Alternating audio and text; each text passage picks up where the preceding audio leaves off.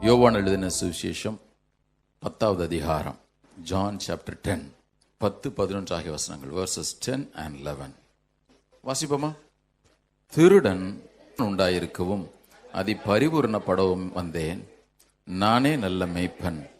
நல்ல மேய்ப்பன் ஆடுகளுக்காக தன் ஜீவனை கொடுக்கிறான். ஆமென். ஜெபிப்போம். கிருபையில நல்ல ஆண்டவரே, இந்த நல்ல நாளுக்காக நன்றி செலுத்துகிறோம்.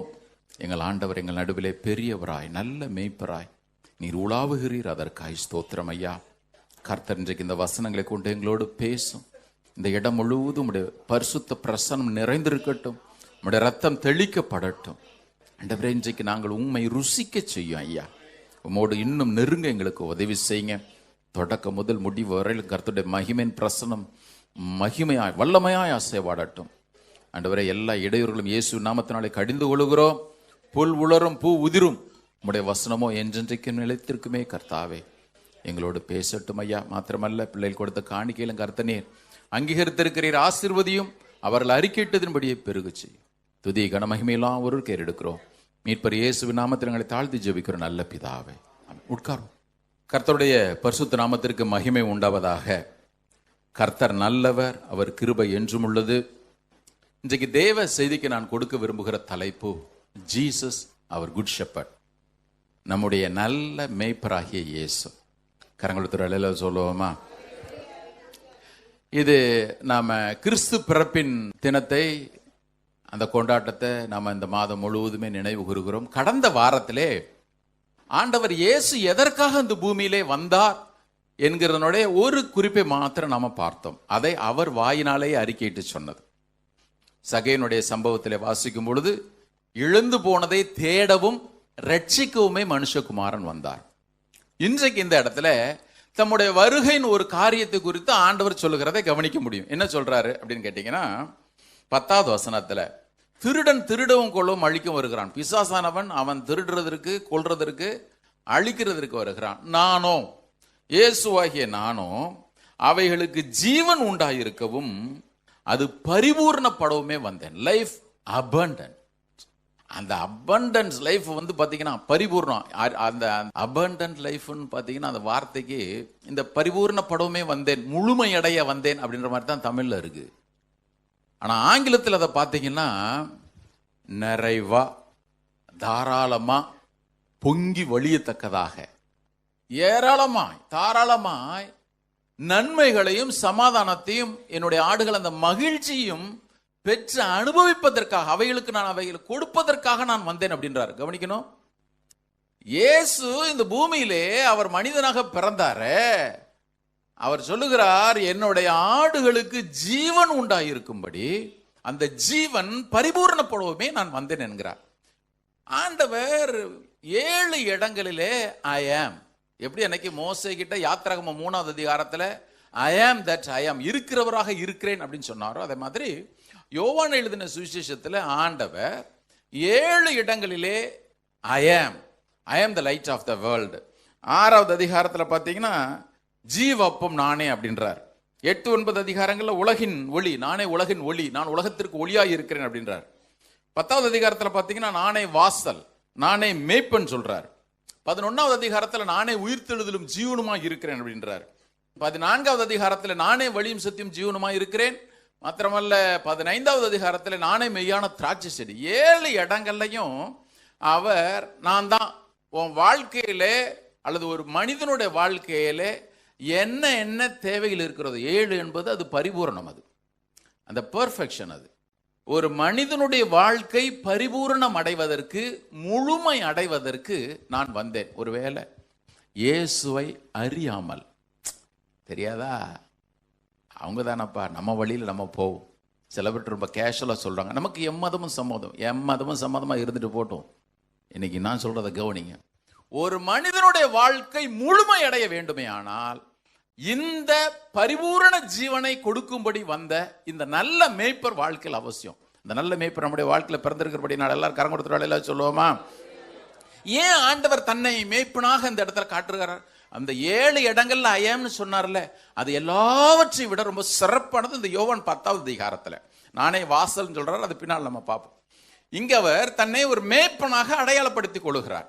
ஏன் அப்படின்னு கேட்டீங்கன்னா, அன்றைக்கு அவருடைய பிறப்பின் செய்தியும் கூட பாருங்க முதன் முறையாக மேய்ப்பர்களுக்கு தான் அறிவிக்கப்பட்டது. நான் ஏற்கனவே உங்களுக்கு சொல்லியிருக்கிறேன், இயேசு பிறந்த நாட்களிலே மேய்ப்பர்கள் என்பவர்கள் மற்ற எவராலும் 10 பைசாக்கு புரோஜனம் இல்லாம மதிக்கப்பட்டவங்க. கோர்ட்ல இந்த மேய்ப்பர்கள் போய் சாட்சி சொன்னா கூட அந்த கோர்ட்டு அந்த சாட்சி ஏத்துக்காது. நீ சமுதாயத்தில் புறந்தள்ளப்பட்டவன், உன்னெல்லாம் பொருட்டாவை எடுத்துக்கல. சமுதாயத்தில் புறக்கணிக்கப்பட்டவர்கள், ஒரு பொருட்டாக நினைக்கப்படாதவர்கள் முதல்ல அங்கதான் போய் ஆண்டவர் நம்முடைய பிறப்பின் செய்தி அறிவிக்கும்படி தூதர்களை அனுப்புகிறார். மாத்திரமல்ல, ஒருவேளை இவர் தாவீதின் வம்சத்துல வர்றாரு, அந்த தாவீது அவனை தேவன் உலகிற்கு காட்டும் பொழுது அவனும் ஒரு மேய்ப்பனாக இருந்தவனாகத்தான் கர்த்தர் காட்டுறார். எந்த சூழ்நிலையில் ஆண்டவர் இதை சொன்னார்னா, அன்றைக்கு தம்மை மேய்ப்பனாக, தம்முடைய ஜனங்களை ஆடுகளாக, அந்த ஆடுகளின் மேல இந்த மேய்ப்பன் எவ்வளவு கவனமா இருந்து கருத்தோடும் கரிசனையோடும் பராமரிக்கிறான் என்பதை அவர்களுக்கு விளக்கும்படி ஆண்டவர் இந்த காரியத்தை சொன்னார். உதாரணத்திற்கு நீங்க இப்ப வாசிக்க வேண்டாம், நீங்க வீட்டில் போய் வாசிங்க. எசேக்கியேல் 34வது அதிகாரத்திலையும் எரேமியா 23வது அதிகாரத்தில் நீங்க வாசிச்சீங்கன்னா, அன்றைக்கு மேய்ப்பர்கள் சொன்னா எழுத்தின்படி ஆடு மேய்க்கிறவங்கள சொல்லல, பாஸ்டர்ஸுங்க, அன்னைக்கு இருந்த பாஸ்டர்ஸுங்க, ஜனங்களை மேய்க்கும்படி இருந்த அந்த மேய்ப்பர்கள் ரொம்ப மோசமா நடந்துக்கிட்டாங்க. அதெல்லாம் வாசிக்கும் பொழுது பாருங்க, இப்படிலாம் கூட பாஸ்டர்ஸுங்க அன்னைக்கு இருந்திருப்பாங்களா அப்படின்னு தோணும். இன்னொரு இடத்துல சொல்றாங்க, இந்த மேய்ப்பன்ற வார்த்தைக்கு பாஸ்டர்னா போதகர்னு சொல்லுவாங்க. உண்மையில பாஸ்டர்னு பார்த்தீங்கன்னா மேய்ப்பர், அதான் சரியான வார்த்தை. கவனிங்க, பிரீச்சர்னா வேணா போதகர்னு இருக்கலாம், ஆனா பாஸ்டர்னா மேய்ப்பர். இப்போ இந்த எசேக்கியேல் 34வது அதிகாரத்தில் எரேமியா 23வது அதிகாரத்திலையும் இந்த ஜனங்களை மேய்க்கும்படி தேவன் ஏற்படுத்தின இந்த மேய்ப்பர்கள்லாம் ரொம்ப அக்கிரமம் பண்ணாங்க. ஆண்டவருக்கு அது பிடிக்கவே இல்லை, ஜனங்களும் வெறுத்தாங்க.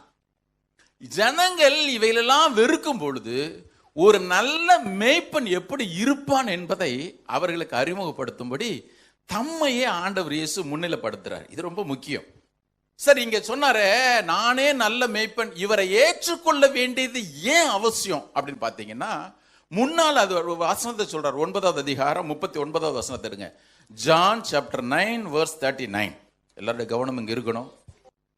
யோவான் 9வது அதிகாரம் 39வது வசனத்துல ஆண்டவர் சொல்ற வார்த்தை பாருங்க, பயங்கரமான வார்த்தை. பிரதர் சிஸ்டர், யாரும் இயேசுக்கு இடம் கொடுக்காம உள்ள உட்கார்ந்து இருக்க கூடாது. ஆண்டவர் கிருபையா இந்த நாட்கள் உங்களுக்கு கொடுக்கிறாரு. ஏன்? நானே நல்ல மேய்ப்பன் அவர் சொல்லும் பொழுது ஒரு இன்விடேஷன், அழைப்பிதழ். நான் இஷ்டம் போல வாழ்றேன். ஒருவேளை மந்தைக்குள்ள இருந்து கூட சண்டித்தனம் பண்ற ஆடுகள் உண்டு, கரெக்ட் தானே? மந்தைக்குள்ள ஆடு இருக்கும், ஆனா மந்தைக்குள்ள இருந்து கூட சில ஆடுகள்லாம் அடங்காத ஆடுகளா இருக்கும். ஆண்டவர் ஒரு வார்னிங் கொடுத்துட்டு தான், ஏன்னா இப்பதான் அதிகாரங்கள்லாம் பிரிச்சாங்க. ஆண்டவர் அங்க ஒரு வார்னிங் கொடுத்துட்டு தான் இப்படி போறாரு. 9:39 வாசிங்க பார்ப்போம். அப்பொழுது இயேசு காணாதவர்கள் காணும்படியாகும். ஏன்னா அந்த சீலோவாம் குளத்துல ஒருத்தனை போய் கழுவ சொல்லி இப்போ ஒரு மனுஷனுக்கு அற்புதத்தை அங்க ஆண்டவர் செஞ்சுட்டு அதனுடைய தொடர்ச்சியாக பேசிட்டு வர்றாரு. 9:39 காணாதவர்கள் காணும்படியாகவும் காண்கிறவர்கள் குருடராகும்படியாகவும் நியாய தீர்ப்புக்கு நான் இந்த உலகத்திலே. ஆண்டவர் சில நேரம் பேசப்பொழுது நமக்கே ஒரு மாதிரி இருக்குது. ஏன்னா இப்படியும் பேசுறாரு அப்படியும் பேசுறாரு, அப்படிதானே? இங்க சொல்றாரு, இங்க பாரு, நான் நியாயந்திருக்கிறதுக்கு வந்திருக்கிறேன். இந்த தேவ குமாரனாகிய இயேசுவை யாரெல்லாம் ஏற்றுக்கொள்ளலையோ, வேதம் சொல்லுகிறது, தேவனுடைய கோபம் அவன் மேல நிலைநிற்கும். கர்த்தருக்கு ஸ்தோத்திரம். தேவ கோபம் நம்ம மேல வராதபடிக்கு ஆண்டவரோட மனக்கண்களை திறந்தாரு, இந்த ரட்சிப்பை கொடுத்தாரு. எல்லாரும் கரம் கொடுத்து சத்தம் அழையா சொல்லுவோமா? பாருங்க, இவர்களுக்கு நியாய தீர்ப்பு கொடுக்கும்படியாக வந்துட்டேன்னு சொல்லிட்டு அவர் அப்படி நிறுத்தல. அடுத்து 10வது அதிகாரத்துல வர்றாரு, என்னுடைய ஆடுகளுக்கு ஜீவன் உண்டாயிருக்கவும். அந்த வசனத்தை வாசிங்க பார்ப்போம். 10வது அதிகாரத்தினுடைய பாதி. நானோ அவைகளுக்கு ஜீவன் உண்டாயிருக்கவும் அது பரிபூரணப்படவுமே வந்தேன். இந்த ஒரு பாயிண்டையும் ஆண்டவர் முன்னால வைக்கிறார். எப்பொழுதுமே ஆண்டவர் சாய்ஸ் இஸ் யுவர்ஸ், நீயே தெரிஞ்சுக்க. அது தேவ பிள்ளைகளா இருக்கட்டும், உலகத்தானா இருக்கட்டும், சாய்ஸ் இஸ் யுவர்ஸ். அங்க சொன்னார், நான் நியாய தீர்ப்புக்கு வந்திருக்கிறேன், என்னை ஏற்றுக்கொள்ளாதவனே என்னுடைய வசனம் நியாயம் தீர்க்கும். இங்க சொல்றாரு, நீ இதை கூட பெற்று அனுபவிக்க முடியும். லைஃப், அந்த பரிபூர்ணமான ஜீவனை, நிறைவான ஜீவனை, பொங்கி வழிகிற ஜீவனை எல்லா நன்மைகளையும் உள்ளடக்கின அந்த ஜீவனை நீ உன்னுடைய வாழ்க்கையில பெற்று அனுபவிக்க முடியும். எவ்வளவு அன்புள்ள ஆண்டவர் நமக்கு இருக்கிறார் பாருங்க. எல்லாரும் கரங்கள் ஒருத்தர் சொல்லுவோமா? நல்ல இயேசு, நம்முடைய இயேசு நல்ல இயேசு. இந்த மேய்ப்பன் வேலை கொஞ்சம் கடினமான ஒண்ணு. மேய்ப்பனுடைய வேலை உண்மையில கடினமான ஒண்ணு. ஏன்னா உங்களுக்கு ஏற்கனவே சொன்னேன்ல, சமீபத்தில் கொஞ்ச நாளைக்கு முன்னாடி அந்த பியூ இன்டர்நேஷனல் அப்படின்ற ஒரு ஆர்கனைசேஷன் உலகத்தில் ரொம்ப கஷ்டமான வேலை அப்படின்னு சொல்லிட்டு ஒரு 7 வேலை, அதில் பார்த்தீங்கன்னா பாஸ்டர் வேலை 4வது வேலை வருது. அவன் முதல்ல தான் போட்டிருக்கணும். அதை அவன் தூக்கி ஏன் 4வது போட்டான்னு தெரியல, எப்படியோ 7ல் 1 வந்துச்சு. அது கஷ்டமான ஒன்று. தாவீதே சொல்கிறான் 1 சாமுவேல் 17வது அதிகாரத்தில், இங்கே பாருங்க, நான் சின்ன பையனாக தான் இருந்தேன் ராஜா, ஆனால் என்னுடைய ஆடுகளை குறித்து எனக்கு ரொம்ப கரிசனை உண்டு. அப்பா நீ சின்ன பையன் நம்பி ஆட்டை விட்டையப்பா, ஒரு முறை சிங்கம் வந்துச்சு, ஒரு முறை கரடி வந்துச்சு, ரெண்டும் ஒன்று பிடிச்சிட்டு போயிடுச்சுன்னு சொல்லலை. பிடிச்சது நானும் 2ஐயும் பீறி போட்டேன், வாயிலிருந்து என்னுடைய ஆடுகளை நான் பிடுங்கி கொண்டேன். ஆண்டவர் எத்தனையோ முறை உங்களை என்னையும் சத்துருடைய வாயிலிருந்து பிடுங்கினார் தெரியுமா? பிரதர் சிஸ்டர், இன்னைக்கு எப்படி தெரியுமா நம்ம ஜீவனோடு இருக்கிறோம்? ஒவ்வொரு முறையும் அவர்கள் தம்முடைய வாயை ஆவஞ்சு திறந்து தான் இருந்தாங்க. சத்ரு எத்தனையோ முறை கர்ஜிக்கிற சிங்கம் போல விழுங்கலமோன்னு என் பக்கத்துல வந்து வாயை திறந்தான். கர்த்தருக்கு ஸ்தோத்திரம். நம்மை அவருடைய பற்களுக்கு இரையாக ஒப்பு கொடாது இருக்கிற கர்த்தருக்கு ஸ்தோத்திரம். நல்ல மேய்ப்பன் என் கரத்திலிருந்து நீ ஒருவரும் அதை பறித்து கொள்ள முடியாது என்று சொல்லி தாவீதே பிடுங்குவான்னு சொன்னானா, அவனை விட பெரியவர் நம்முடைய மேய்ப்பர். அவர் பிடுங்கி இன்னைக்கு கொண்டு வந்து வச்சிருக்கிறார். உட்கார். டிசம்பர் 21, 2025. எப்படி ஆண்டவரே நான் வந்தேன்? நான் உன்னை சத்ருடைய வாயிலிருந்து நான் பிடுங்கினேன். எப்படி தாவீது சிங்கத்தின் வாயிலிருந்தும் கரடின் வாயிலிருந்தும் ஆடுகளை பிடுங்கி கொண்டானோ, பறித்து கொண்டானோ, அதே விதமா நான் உன்னை பறித்து கொண்டபடினால, பிடுங்கி கொண்டபடினால இன்னைக்கு உங்களை ஒன்று உட்கார வச்சிருக்கிறேன். Whether you know it or not, உனக்கு தெரியுமோ தெரியாது, எனக்கு அதை பத்தி கவலை இல்லை. ஆனால் ஒன்று, பிசாசுக்கு அவருடைய பற்களுக்கு நான் உன்னை இரையாக ஒப்பு கொடுக்காததுனால தான் இன்னைக்கு நீங்க வந்து உயிரோட இருக்கிற. எவ்வளவு நல்ல தேவன் நமக்கு இருக்கிறார் பாருங்க. ரொம்ப கஷ்டமான ஒண்ணு. இந்த ஆண்டவர் எவ்வளவு நல்லவர் பாருங்க. ஏசாயா 40:11 1-2 வசனங்கள் மட்டும் நான் வாசிச்சுட்டு நம்ம செய்திக்குள்ள போயிடலாம். இந்த ஏசாயா 40:11 நம்முடைய இயேசுவை குறித்த தீர்க்கதரிசனம் இன்னைக்கு கூட வாசிச்சோமே. நம்ம மீக 5:5 வாசிச்சோமே, அவர் ஒரு மேய்ப்பனை போல தம்முடைய மந்தையை மேய்ப்பார். ஆமென். ஏசாயா 40:11 பாருங்க, மேய்ப்பனை போல தமது மந்தையை மேய்ப்பார், ஆட்டுக்குட்டிகளை தமது புயத்தினாலே சேர்த்து தமது மடியிலே சுமந்து கரவலாடுகளை மெதுவாக நடத்துவார். எந்த ஆட்டை எப்படி நடத்தணும்னு அவருக்கு தெரியும். நல்ல மேய்ப்பர். 2 சாமுவேல் 2:5 தாவீது கிட்ட ஆண்டவர் தம்முடைய ஜனங்கள் குறித்து சொல்லும் பொழுது, நான் ஏற்கனவே ஒரு செய்தியில பேசியிருக்கிறேன், எத்தனை பேருக்கு இது ஞாபகத்தில் இருக்குன்னு எனக்கு தெரியல. சவுல் ஜனங்களை அரசாண்டான், தாவீது தன்னுடைய ஜனங்களை மேய்த்தான். சவுலுக்கும் தாவீதுக்கும் என்ன வித்தியாசம்? சவுல் ஏன் ஜனம் ஏன் ஜனம் ஏன் ஜனம் ஜனம் ஜனம் ஜனம்னா I am a king. ஆனா தாவீது சொன்னா, என்னுடைய ஆடுகள் என்ன ஆண்டவரை பாவம் செஞ்சது, என்னுடைய ஆடுகள். ஆண்டவர் தாவீது குறித்து சொல்லும்போது சொல்றார், அவன் நீ என்னுடைய ஜனமாகிய இஸ்ரவேலை மேய்த்து நீ இஸ்ரவேல் மேலே தலைவனாய் இருப்பாய். மாத்திரமல்ல, சங்கீதம் 95:7 நம்முடைய ஆண்டவரை குறித்து சொல்லும் பொழுது, அவர் நம்முடைய தேவன், நாம் அவருடைய மேய்ச்சலின் ஜனங்கள், அவருடைய கைக்குள்ளான ஆடுகள். அதான் ஆரம்பத்தில் உங்களுக்கு சொன்னேன், ஆடு என்னமோ தேவனுடைய ஆடுன்னு தான் பேரு, ஆனா கைக்குள்ள இருக்கிறது இல்லை. இந்த ஆடு அது அப்படியே மேய்ஞ்சிக்கிட்டே வரும். லூக்கா 15 சம்பவத்தை அது லைஃப்ல 1000 முறை எழுத வேண்டியிருக்கும். ஒரு மனுஷனுக்கு 100 ஆடுகள் இருக்கு, அவைகளில் ஒன்று காணாமற் போனால் எத்தனை முறை தான் காணாம போறது, எத்தனை முறை தான் தேடி தேடி வர்றது. கவனிங்க, எத்தனை முறை தான் தேடி வருவார் அவரு, ஆனாலும் வந்துட்டு தான் இருக்கிறார். ஒரு நாளைக்கு மேய்ப்பனுடைய கையை விட்டுட்டு அப்படி தூரம் போயிடுச்சுன்னு வச்சுக்கோங்க, ரிஸ்க். கர்த்தர் பிள்ளைங்க கவனிங்க, சங்கீதக்காரன் சொல்றான், நாம் அவருடைய மேய்ச்சலின் ஜனங்கள், அவருடைய கைக்குள்ளான ஆடுகள். இங்க தேவனுடைய பாதுகாப்பும் உண்டு, தேவன் நமக்கு கொடுக்கிற நல்ல பராமரிப்பும் உண்டு. எல்லாரும் கரங்களுக்கு சத்தம் இல்லையா சொல்லுவோமா? நல்ல ஆண்டவர் நமக்கு இருக்கிறார் பாருங்க, நல்ல தேவன் நமக்கு இருக்கிறார். இப்போ இந்த ஆண்டவர் இயேசு அவர் தன்னை மேய்ப்பனாக சொல்லுகிறார். நீங்க பைபிள்ல வாசிக்கும் பொழுது இப்பெல்லாம் உங்களுக்கு கேள்வி வரணும், அப்பதான் எல்லா இடங்களிலும் இயேசு பார்க்க முடியும். கவனிங்க, வேதத்தினுடைய ஒவ்வொரு பக்கங்களிலும் தேவன் ஒன்னதான் ப்ரொஜெக்ட் பண்ண விரும்புறார். என்னன்னா, என்னுடைய குமாரன் நிப்பார். ஆதி ஆகமம் 1வது அதிகாரத்திலிருந்து வெளிப்படுத்துற விசேஷம் 22வது அதிகாரம் வரைக்கும் ஒவ்வொரு பக்கத்திலையும் இயேசு இயேசு இயேசு இயேசு இயேசு. இங்க ஆண்டவர் பாருங்க, ஒவ்வொரு முறையும் பொறுப்பாய் ஒரு காரியத்தை செய்யும் பொழுது அதை நீ பார்த்துக்கன்னு சொல்லிட்டு யார்கிட்டையும் கொடுக்கவே இல்லை. தூதன்ட்டையும் கொடுக்கல, தீர்க்கதரிசிட்டும் கொடுக்கல, ராஜாவிட்டையும் கொடுக்கல, ஆசாரியர்கள் என்று சொல்லப்பட்டவர்கிட்டும் கொடுக்கல. எல்லாத்தையும் அவரே தான் ஏத்துக்கிறார். உதாரணத்திற்கு பலியை ஏற்றுக்கொள்கிறவரும் அவரு, பலியா இருக்கிறவரும் அவரு, பலி செலுத்துறதும் அவரு. புரியுதா? மேய்ப்பன் அவர் சொன்னார், நான் நல்ல மேய்ப்பன். இப்ப மேய்ப்பன் ஆடை மேய்க்கணும், அப்படிதானே? ஆனா யோவான் ஸ்நானன் சொல்றான், இதோ உலகத்தின் பாவங்களை சுமந்து இருக்கிற தேவ ஆட்டுக்குட்டி. இப்ப தேவ ஆட்டுக்குட்டியும் அவரு. இங்க சொல்றாரு மேய்ப்பன் நான் தான். இப்ப ஆடுகள் அங்க தொழுவத்துக்குள்ள போறதுக்கு, தொட்டிக்குள்ள போறதுக்கு உள்ள ஒருத்தனை என்ட்ரு பண்ணணும். மேய்ப்பனை உள்ள என்ட்ரு பண்ணணும்னா அதுக்கு வாசல் காக்கிறவங்க ஒருத்தன் இருக்கணும். ஆண்டவர் சொல்றாரு, நான் தான் வாசல். பிரதர் சிஸ்டர் கவனிங்க, வாழ்க்கையில் ஒவ்வொரு பகுதியிலும் இயேசு தான் இருக்கணும். அதுக்காக தான் அவர் சொல்றாரு. அவர் சொல்றாரு, நான் தான் வாசல், நான் தேவ ஆட்டுக்குட்டி. சரி, இதுப்ப சொல்றாரு, இந்த ஆடுகளை மேய்க்கிறான்ல அந்த மேய்ப்பன் நான் தான். நான் ஆடா இருக்கிறேன், அவர் மேய்ப்பரா இருக்கிற. ஆண்டவர் சொல்றாரு, இங்க பாரு, எனக்கும் பேர் ஆட்டுக்குட்டி தான். உனக்கு என்னென்ன வேதனை இருக்குதோ எல்லாம் எனக்கு தெரியும்.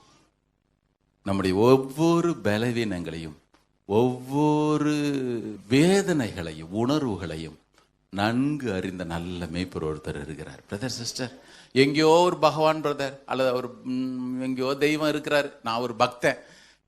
ஏன் இயேசு, நம்முடைய இயேசு அப்படிப்பட்டவர் அல்ல. வாழ்க்கையில் ஒவ்வொரு பகுதியிலும் நம்முடைய உணர்வுகளோடு கலந்து இருக்கிறவர். ஆமென்.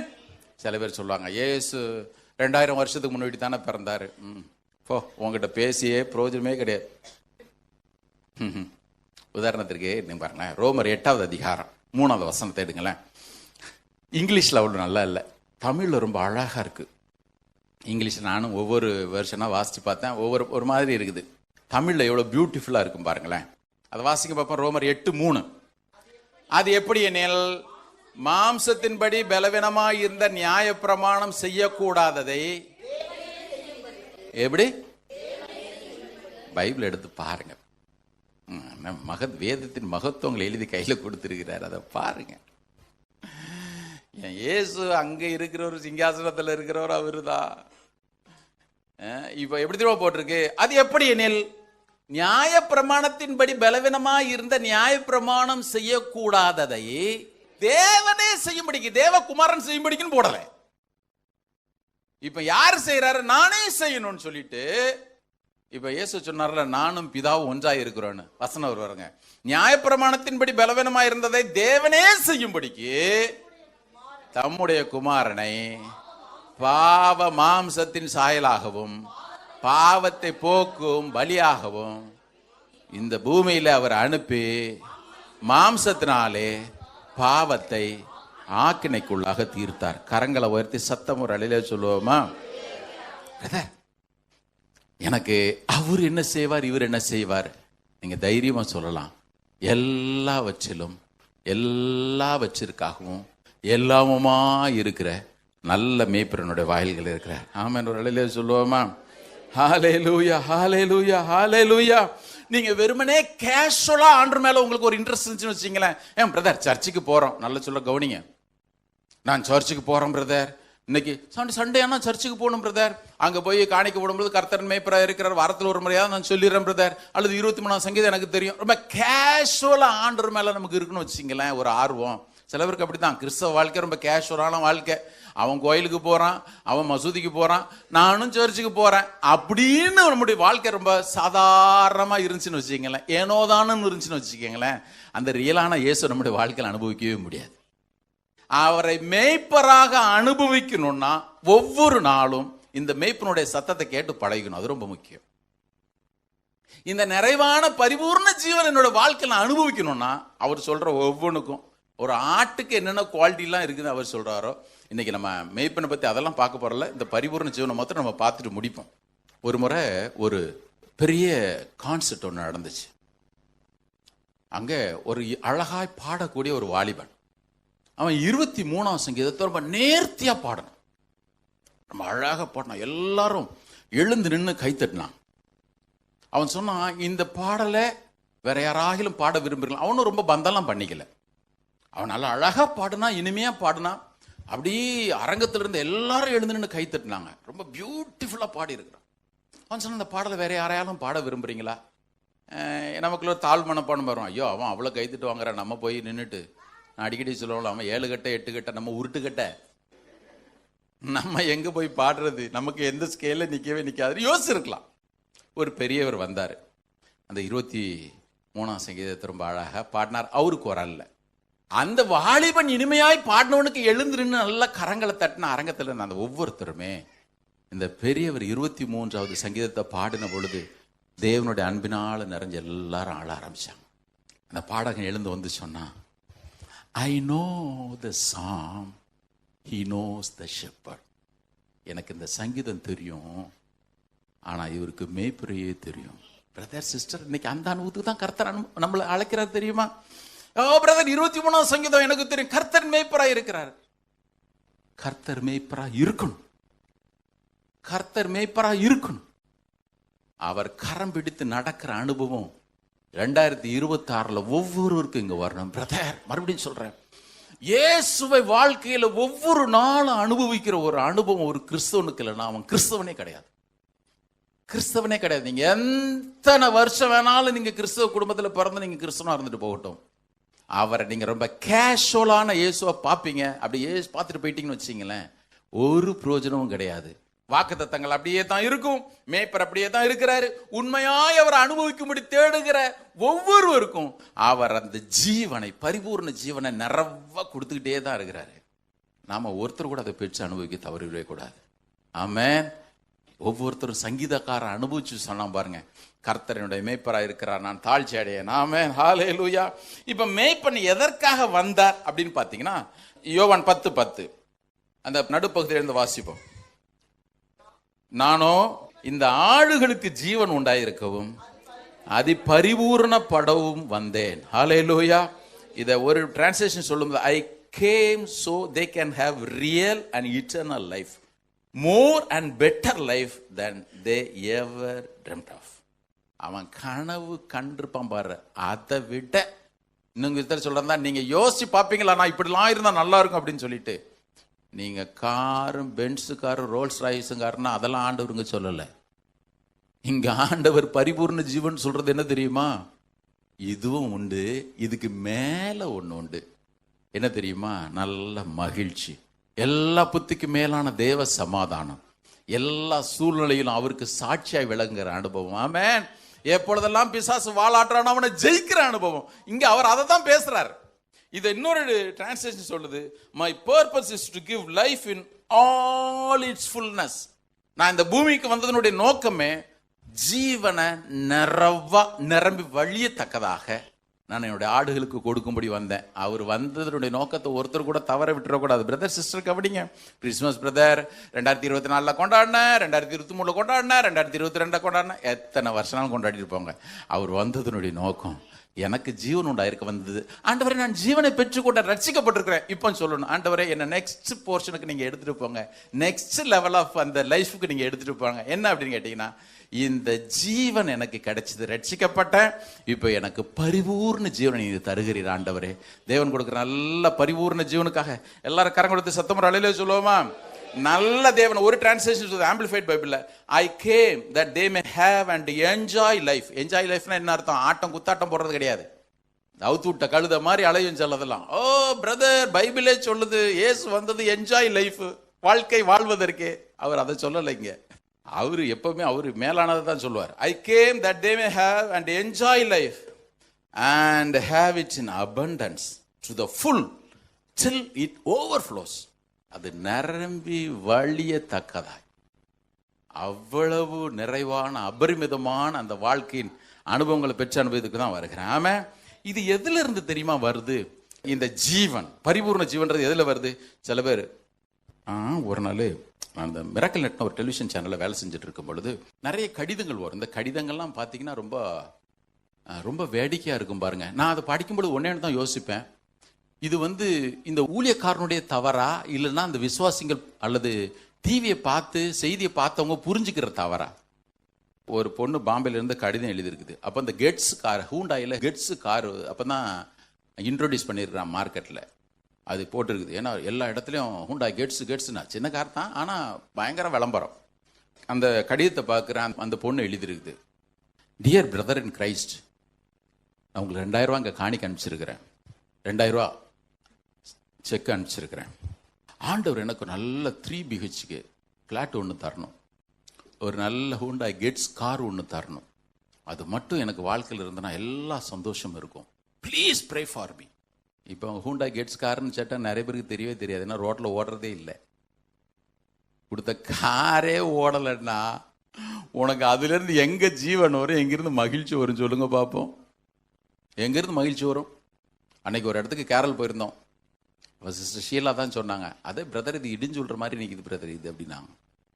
எங்க ஜீவன் இருக்குது? ஆண்டவர் சொன்னாரு, ஒருத்தனுக்கு எவ்வளவுதான் ஆஸ்திகள் இருந்தாலும் நீங்க ஒருவேளை இன்னைக்கு சபைக்குள்ள வரும்பொழுது ஆண்டவரை ஆசீர்வதிக்கணும் விருப்பம் இருக்கணும். கண்டிப்பா சொல்றேன், எனக்கு நல்ல வீடு வேணும், எனக்கு நல்ல வாகனம் வேணும், அது ஒரு தரும்பொழுது தருவார் எனக்கு நல்லா தெரியும். ஏன்னா இது வரைக்கும் அவரு சகலத்தையும் மதுரையின் காலத்தில் நேர்த்தியா செஞ்சுட்டு தான் வந்துட்டே இருக்கிறார். நாம ஒன்றும் அதுக்கு பின்னால் ஓட போறதில்லை, ஓடவும் கூடாது.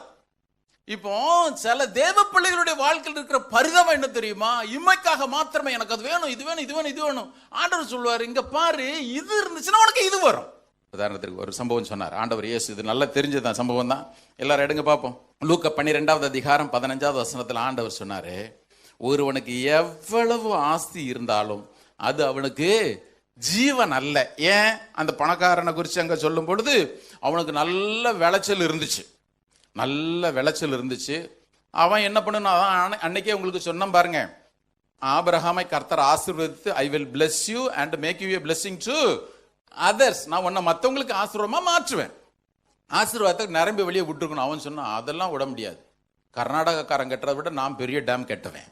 அவன் சொன்னா, இன்னும் என்னுடைய களஞ்சங்கள்லாம் இடிச்சு பெருசாக்குவேன். சரி பெருசாக்க, அதுக்கப்புறம் இன்னும் கட்டுவேன், அதுக்கப்புறம் இன்னும் கெட்டு சொன்னா, ஆத்மாவே, ஆத்மாவுக்கும் அரிசி குடோனுக்கும் என்ன சம்பந்தம் இருக்கு பிரதர்? கவனி, ஆத்மாவுக்கும் பேங்க் லாக்கருக்கும் என்ன சம்பந்தம் இருக்கு?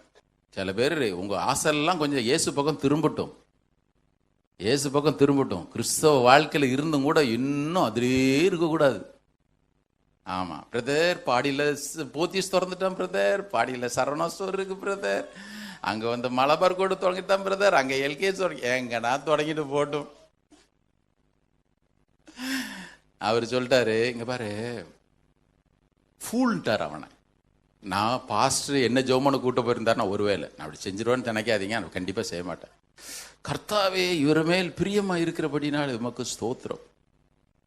ஆமா, நீர் நமக்கு பிரியமானவனுக்கு ஏராளமா தாராளமா கொடுக்கிறீர். ஆண்டவர் சொல்றாரு, அவன் ஃபூல். ஏன் அவன் ஃபூல் அப்படின்னு கேட்டீங்கன்னா, ஒருத்தனுக்கு எவ்வளவு திரளான ஆஸ்தி இருந்தாலும் அது அவனுக்கு ஜீவன் கிடையாது. ஜீவன் இருக்கணும், நான் இருக்கணும். நான் இருந்தா தான் ஜீவனும் உண்டு, நான் இருந்தா தான் பரிபூர்ண ஜீவனும் உண்டு. கர்த்தருக்கு ஸ்தோத்திரம். அவர் ரத்தத்தினால் இந்த பாக்கி நமக்கு கிடைச்சபடினால எல்லாரும் கரங்கெடுத்து சத்தம் அலையில சொல்லுவோமா, ஹல்லேலூயா. எனக்கு ஜீவன் இருக்கு, என் ஜீவன் பரிபூர்ணமா இருக்குது. அது கூட சேர்ந்து எல்லாத்தையும் எனக்கு தேவையான எல்லாத்தையும் அவர் தருவாரு. நல்ல இயேசு நம்முடைய வாழ்க்கையில் இருக்கிறார், நல்ல மேய்ப்பர் நமக்கு இருக்கிறார். ஹல்லேலூயா, ஹல்லேலூயா, ஹல்லேலூயா. ஜான் வெஸ்லி ஒரு முறை ஊழியத்துக்கு போயிட்டு இருக்கும் பொழுது ஒரு மனுஷன் கொண்டு வந்து துப்பாக்கி வச்சுட்டான் அவர்கிட்ட, உன்கிட்ட இருக்கிறதெல்லாம் எடுத்துக்கூட அப்படின்னு. அவர் பர்ஸ் எடுத்தாரு, ஒரு சின்ன கொஞ்சம் காயின் தான் இருந்துச்சு. குதிரையில் போயிட்டு இருந்தவரை இறக்கி விட்டு துப்பாக்கி வச்சோன்னா இருந்த சில்லறை, நம்ம பைசால சில்லறைலாம் எடுத்து கொடுத்துட்டார். அந்த சைடில் பேக் இருக்குமே, அதில் என்னலாம் இருக்குது அப்படின்னு அவர் பார்த்தா, உள்ள ஏசு கிறிஸ்டன் ரத்தம் சகல பாவங்கள் நீக்கி கழுவி சுத்திகரிக்க எல்லாம் டிராக்டும் துண்டு பிரதியமாக வச்சிருந்தார். இவனுக்கு இந்த திருடனுக்கு பயங்கர ஏமாற்றம், கொலைகாரனுக்கு ஏமாற்றம். சரி போகும்பொழுது ஜான் வெஸ்லி எல்லாத்தையும் எடுத்துட்டு, நான் ஒன்று தரலாமா, இப்போ இவனு எங்கேயா வச்சிருக்கிற? அவர் சொன்னார், பாரு, ஏசு கிருஷ்ணனுடைய ரத்தம் சகல பாவங்களை நீக்கி நம்ம கழுவி சுத்திகரிக்கும் அப்படின்னு ஒரு புக்கை வாங்கிட்டு போயிட்டான். அதன் பிறகு அநேக ஆண்டுகள் கழிச்சு அந்த பட்டணத்தில் அவர் பிரசங்கத்துக்காக போயிருந்த பொழுது தூரத்தில் அவன் நின்று சொன்னான், மிஸ்டர் ஜான் வெஸ்லி, என்ன ஞாபகம் இருக்குதா? அவருக்கு ஒன்றும் ஞாபகத்தில் இல்லை. உங்ககிட்ட ஒரு நாள் பிடிக்கிட்டு போனேன்னு அதை படித்தேன், என் எல்லா மேன்மைக்கும் காரணம் நீங்க தான் சொல்லி ஃப்ளையிங் கிஸ் கொடுத்தான். அவர் சொன்னார், அடப்பாவி, எனக்கு ஃப்ளையிங் கிஸ் கொடுக்காத, உனக்கு பரிபூர்ண ஜீவனை கொடுத்தார இயேசுக்கு ஃப்ளையிங் கிஸ் கொடு. என் இயேசு எவரையும் மாற்ற வல்லவர். ஆமென். அவர் ஜீவனை கொடுக்கிறது மாத்திரமல்ல, அந்த ஜீவனை பரிபூர்ணமாக கொடுக்கிறார். ஆண்டவர் சொல்றாரு, இதுக்கு தான் நான் வந்திருக்கிறேன். இப்ப சொல்லிட்டு இந்த பரிபூர்ண ஜீவன் எங்க இருந்து தெரியுமா தொடங்குது? பிரதர், இதை மறந்துடவே கூடாது. ஒவ்வொரு முறையும் கிறிஸ்மஸ்ல கூட நீங்க பார்க்கலாம். நம்ம யாரும் வைக்கிறது இல்லை. வீட்டில் யாருன்னா வச்சிருந்தீங்கன்னா அது பெருசாலாம் பொருட்டு இல்லை, ஓகே. ஆனால் பட் அதில் போய் தொட்டு கும்பிட்டு இருக்கக்கூடாது. கிறிஸ்மஸ் ஆனால் அதுக்கு ஒரு கும்பிடு, கிறிஸ்மஸ் ட்ரீயை பார்த்து அதுக்கு ஒரு கும்பிடு. இதெல்லாம் வைக்க பயமா இருக்குது எனக்கு. சரி, சின்ன பிள்ளைங்களுக்கு ஒரு மூடு வரட்டும் தான் அதை வச்சிருக்குது. ஆமா, சிலவருக்கு எங்க விளக்கு எரிஞ்சாலும் அதை பார்த்து ஒரு பழக்க தோஷம் பாருங்க. இப்படி நீங்க எப்பொழுதெல்லாம் அதை பாக்குறீங்களோ, பார்க்கும் பொழுதெல்லாம் மேரி டிட் யூ நோ பாட்டு மனசுல வந்துடணும். நீ பெத்தெடுத்த குழந்தை ஒரு நாள்ல உலகத்தின் பாவங்களுக்கெல்லாம் ரத்தம் சிந்த போது உனக்கு தெரியுமா? அது மாதிரி ஆண்டவரே நான் பாக்குறேன். குழந்தை இயேசுவாவே உண்மை பார்த்துட்டு இருக்க போறது இல்லையா? இந்த குழந்தை இயேசு உலகம் எழுத்துல ஏத்துக்கும் தெரியுமா? குழந்தை இயேசு சாண்டா கிளாஸ் கூட போய் பாருங்களேன். அவர் மாலை போட்டிருந்தா கூட இவர் போயிட்டு, ஐயா இயேசு உங்களை நேசிக்கிறார், நம்ம அப்படி செஞ்சோம் புக்கு கொடுக்கும் பொழுது சிரிச்சிருவான். இதை தனியா போய் நின்றுட்டு உன்னுடைய பாவங்கள் போக இயேசு மரித்தாருன்னா, இந்த பாரு மதம் பார்ப்பு வந்துட்டேன்னு கேட்பான். சாண்டா கிளாஸ் ஏத்துக்கிற உலகம் இயேசுவை ஏத்துக்கிறதே இல்லை பாருங்க. இயேசு ஏத்துக்க விரும்புறதே இல்லை. இந்த கிறிஸ்தவம் கூட அதே மாதிரி தான் பாருங்க. கிறிஸ்துமஸ் கொண்டாட்டத்துல பாத்தீங்கன்னா வீட்டுக்கு போனா கேக் இருக்கும், மட்டன் பிரியாணி இருக்கும். ஆனா குட் ஃப்ரைடே அன்னைக்கு இங்க கஞ்சி குடிச்சிட்டு சிலுவை தியானிக்கணும்னு சொன்னா போர் அடிக்குது பிரதர். கொஞ்சம் சிலுவையை வெறுக்கிற எவனும் கிறிஸ்தவனா இருக்க முடியாது பிரதர். கிறிஸ்துமஸ் எது தெரியுமா காட்டுது? இங்கே பிறந்த இயேசு உன்னுடைய பாவங்களுக்காக உனக்கு ஜீவன் உண்டாயிருக்க, பரிபூர்ண ஜீவனா இருக்கும்படி உனக்காக ரத்த சிந்தை தான் பிறந்திருக்கிறார்ன்றத ஒவ்வொரு நாளும். இப்ப இயேசு 10:11 சொன்னார் பாருங்க. இந்த பரிபூர்ண ஜீவன் எங்கிருந்து தெரியுமா ஆரம்பிக்குது? வாசிங்க 11வது வசனத்தை. நானே நல்ல மேய்ப்பன், நல்ல மேய்ப்பன் ஆடுகளுக்காக, நல்ல மேய்ப்பன் ஆடுகளுக்காக ஜீவன். அதே 14வது வசனம், 15வது வசனம், இங்கிலீஷ்ல 14 இருக்கும்னு நினைக்கிறேன். 15வது வசனம் பாருங்க. நான் என்னுடையவைகளை அறிந்தும் என்னுடையவைகளால் அறியப்பட்டும் இருக்கிறேன், ஆடுகளுக்காக என்னுடைய இந்த பரிபூர்ண ஜீவனோட லைஃப் அபண்டன்ஸ் எங்கிருந்து தெரியுமா தொடங்குது? எங்கிருந்து தொடங்குது? இயேசு சிலுவையில ஜீவனை கொடுத்தார் தெரியுமா? அங்கிருந்து தொடங்குது பாருங்க. ஆண்டவரே எனக்கு ஜீவனை கொடுக்க, எனக்கு அந்த ஜீவன் பரிபூர்ணப்பட வந்தீர் ஆண்டவரே. இதற்கு எனக்கு கொடுத்த விலைக்கரை ஆண்டவர் சொல்ற கடைசி சொட்டு ரத்தத்தை சிந்தி இருக்கிறான். அதனாலதான் சொல்றேன், இதை யாரும் பெற்று அனுபவிக்காம இருந்துடக்கூடாது, இதை யாரும் அசட்டை பண்ணிடவே கூடாது. ஒவ்வொரு முறையும் இந்த வசனத்தை வாசிக்கும் பொழுது ஆண்டவர் எனக்கு ஜீவன் உண்டாயிருக்க, அந்த ஜீவன் பரிபூர்ணப்பட வந்தீர, அதற்காக நீர் கொடுத்த விலைக்கரை இவ்வளவு பெருசையா, இவ்வளவு ஜீவன் கொடுத்து அந்த ஜீவன் பரிபூர்ணமடையும்படி விலைக்கரையை கொடுத்தும் நாம அசட்டை பண்ணுவான்னா அது கிறிஸ்தவனாகவே இருந்தாலும். முன்னால வாசிச்சம் பாருங்க, யோவான் 9:39. அதுதான் நியாய தீர்ப்பு என்பது எவரும் தப்பவே முடியாது பாருங்க. ஆண்டவர் ரொம்ப பேலன்ஸ்டா டீச் பண்றாரு. எதையானோ இன்னைக்கு நம்ம நிறைய பேர் மறந்துடுறான். ஆண்டவர் பாருங்க இதையும் வைக்கத்தான் செய்றாரு, அதையும் சொல்லிட்டு தான் இருக்கிறார். ஆமென். இப்ப எனக்கு நித்திய ஜீவனை அவர் கொடுக்கும்படி, அல்லது எனக்கு ஜீவனை கொடுக்கும்படி, அந்த ஜீவன் பரிபூர்ணம் அடைவதற்கு அவர் தனக்கு இருந்த எல்லாவற்றையும் இழக்க வேண்டியதா இருந்துச்சு. ஒன்னு கூட அவர் வச்சுக்கல. இன்னொருத்தர் சொல்றாருந்தா சிலுவையில் அவர் நிர்வாணியாய் தொங்கினார். நமக்கு இன்னைக்கெல்லாம் சிலுவையில் வந்து பாத்தீங்கன்னா ஆண்டவருக்கு ஏதோ துணியை கட்டி விட்டு நம்ம சிலுவையில் பார்க்குறோம். அன்னைக்கு அந்த மாதிரி கைதிகளுக்கு நிர்வாணிகளாக தொங்க விட்டாங்க. அவர் நிர்வாணியா தான் இருந்தார். இந்த ஜீவன் பரிபூர்ணப்படுவதற்கு அவர் தமக்கான எல்லாவற்றையும் இழக்க வேண்டியதா இருந்துச்சு. பிரதர் சிஸ்டர், ஒரு நாள் இந்த அசட்டை பண்ணிடாதே. இயேசு தம்முடைய பரலோக மகிமையை துறக்க வேண்டியதா இருந்தது. தூதர்களாலே 24 மணி நேரமும் பரிசுத்தர் பரிசுத்தர் பரிசுத்தர் என்று ஆராதிக்கப்படுகிற அந்த நிலைமையில் இருந்தவர் மகிமை துறத்துக்கு ஓரம் வச்சுட்டாரு. தன் கையில் இருந்த செங்கலத்துக்கு ஓரம் வச்சுட்டாரு. ராஜாதி ராஜா தம்முடைய வஸ்திரங்களை, மகிமின் வஸ்திரத்தை ஓரம் தள்ளி வச்சுட்டாரு. வேதம் சொல்லுகிறது மரண பரியந்தம், சிலுவை மரண பரியந்தம் அவர் தம்மை தாமே தாழ்த்தினார். எல்லாவற்றையும். இந்த ஃபாதர் ஜோசப் டேமியன் அவரை பற்றி சில பேருக்கு தெரியும்னு நினைக்கிறேன். சில புக்ஸுங்க வாசிக்கிறவங்களுக்கு தெரியும். ஃபாதர் ஜோசப் டேமியன் அவர் ஹவாய் பகுதியிலே 18ஆம் நூற்றாண்டிலே அவர் குஷ்ரோகிகள் மத்தியில் ஊழியம் செஞ்சுட்டு இருந்தார். குஷ்ரோகிகள் மத்தியில் போய் அவங்களுக்கு அந்த அந்த காலனிலே போய் அவர்களுக்காகவே ஆண்டோடைய அன்பை குறித்து சொன்னார். அவருடைய ஆத்ம மீட்புக்காக எல்லாவற்றையும் அவர் சொல்லிட்டு இருந்தார்.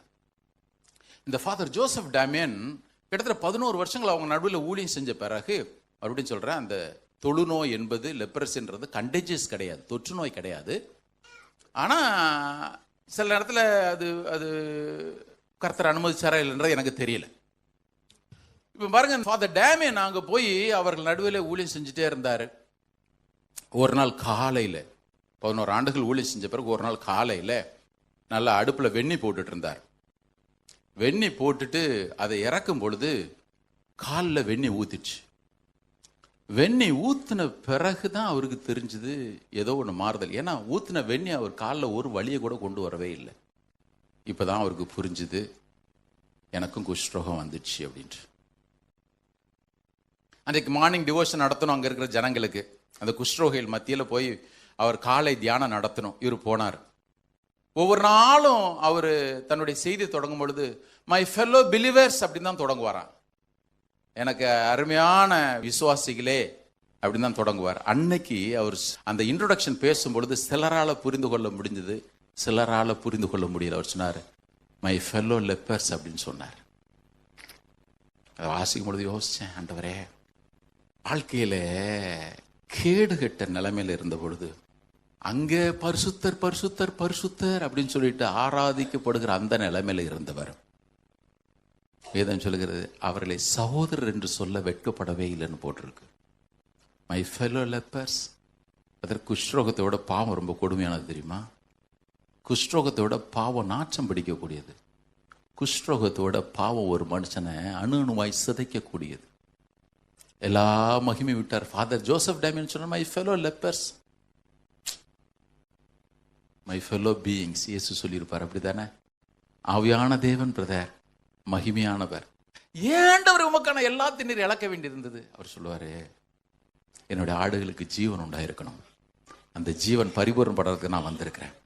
ஒவ்வொரு நாள் ஆண்டவரை பார்க்கும் பொழுது இப்படி யோசிக்கணும், ஆண்டவரே எவ்வளவு நல்லவர் நீர் ஆண்டவரே. ஆமென். இங்க ஆண்டவர் 2 முக்கிய குறிப்புகளை சொல்றாரு. கவனிங்க, எடுங்க யோவான் 10வது அதிகாரத்தை எடுங்க. யோவான் 10வது அதிகாரம். அவர் சொல்றாரு 14, 15 ஆகிய வசனங்கள். நானே நல்ல மேய்ப்பன், பிதா என்னை அறிந்திருக்கிறது போல. நீங்க பாருங்க, நமக்கு எவ்வளவு பெரிய பாக்கியத்தை ஆண்டவர் கொடுத்திருக்க, அதுக்காக நான் இதை சொல்றேன். ஆண்டவர் இங்க 2 காரியத்தை சொல்றார். ஒண்ணு, நான் பேசுங்க, நான் பிதாவை அறிந்திருக்கிறது போல. இது ஒரு அனுபவம். இங்க பாருங்க, நான் பிதாவை அறிந்திருக்கிறது போல பிதா என்னை அறிந்திருக்கிறார். கரெக்டா? இது ஒரு அனுபவம். பாருங்க, இயேசு பிதாவை குறித்து சொல்லும் பொழுது ஒரு காரியம் சொன்னாரு. ஒன்றை கூட தான் தாமா செய்யறது இல்லை குமாரன். பிதா செய்கிறதாக காண்கிறது எதுவோ அதையே குமாரனும் செய்கிறார். இப்ப இவங்க பிதாவுக்கும் குமாரனுக்கும் நடுவுல ஒரு சின்ன தடை கூட கிடையாது. இப்போ அத வசனம் தொடர்ந்து வாசிங்க. நான் பிதாவை அறிந்திருக்கிறது போல பிதா என்ன அறிந்திருக்கிறார், நான் என்னுடையவைகளை அறிந்தும். இப்ப சொல்ற இதே மாதிரி எப்படி பிதா என்ன அறிஞ்சிருக்கிறார், நான் பிதாவை அறிஞ்சிருக்கிறேன். இங்க ஒரு தடையும் இல்லை. இதை போலவே நான் என்னுடையவைகளை அறிந்து இருக்கிறேன். இப்ப என்னுடையவைகளை அறிந்திருக்கிறேன்னா நீங்க நினைச்சிடக்கூடாது, அப்ப நான்லாம் யோகிய புருஷன்பா, அதனால என்ன ஆண்டவர் அறிஞ்சிருக்கிறார். ஆண்டவர் அந்த அர்த்தத்தில் சொல்லல. கவனிங்க பிரதர் சிஸ்டர், கவனிங்க. ஆண்டவர் அந்த அர்த்தத்தில் இங்க சொல்லல. ஆண்டவர் சொல்றாரு, என் பிதா பரிசுத்தர், நானும் பரிசுத்தர். என் பிதா என்ன அறிஞ்சிருக்கிற போல அவரு என்ன அறிஞ்சிருக்கிறாரு. இப்போ இங்க ஒளிவு மறைவு இல்ல. இதே டெப்த்ல, இதே ஃப்ரீக்வன்சில நான் என்னுடைய ஆடுகள் அறிஞ்சிருக்கிறேன். எப்படிப்பட்ட ஆடு தெரியுமா? இந்த ஆடு வழி தப்பி போகக்கூடிய ஆடுன்னு எனக்கு தெரியும். இந்த ஆடு வழி தப்பி போட ஆடுன்னு தெரியும். இந்த ஆடு நசல் கொண்டதுன்னு எனக்கு தெரியும். இந்த ஆடு மீறுதல் உள்ளதுன்னு அறியும்.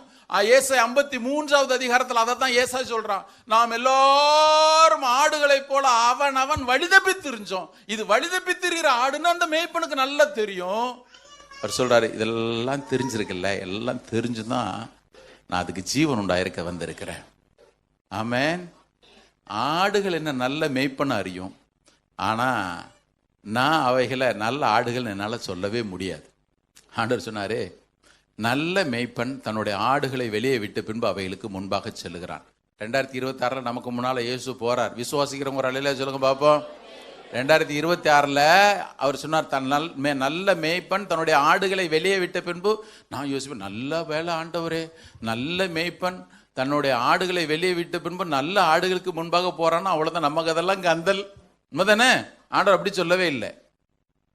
நல்ல ஆடுகளுக்கு முன்பாக மேய்ப்பன் போறான்னா நான்லாம் கொஞ்சம் வித்ட்ரா பண்ணிக்க வேண்டியதா, இந்த லிஸ்ட்ல நம்ம வரவே இல்லை. அவர் சொன்னாரு, நல்ல மேய்ப்பன், அவர் நல்ல மேய்ப்பன் தன்னுடைய ஆடுகளை வெளியே விட்ட பின்பு அவைகளுக்கு முன்பே போகிறான். நல்ல ஒரு மேய்ப்பன் இருக்கிறார் பாருங்க. ஆமென். இப்ப சொல்றாரு, பிதாவோடு எனக்கு இருக்கிற அந்த ஐக்கியம், அதுல ஒரு கரை இல்ல, பழுது இல்ல, ஒரு தடங்கள் இல்ல, ஒரு சின்ன ஹிண்ட்ரன்ஸ் கூட இல்ல. இப்போ இதே விதத்துல என்னுடைய ஆடுகளை நான் அறிந்திருக்கிறேன், என்னுடைய ஆடுகள் என்னை அறிந்திருக்க வேண்டும்.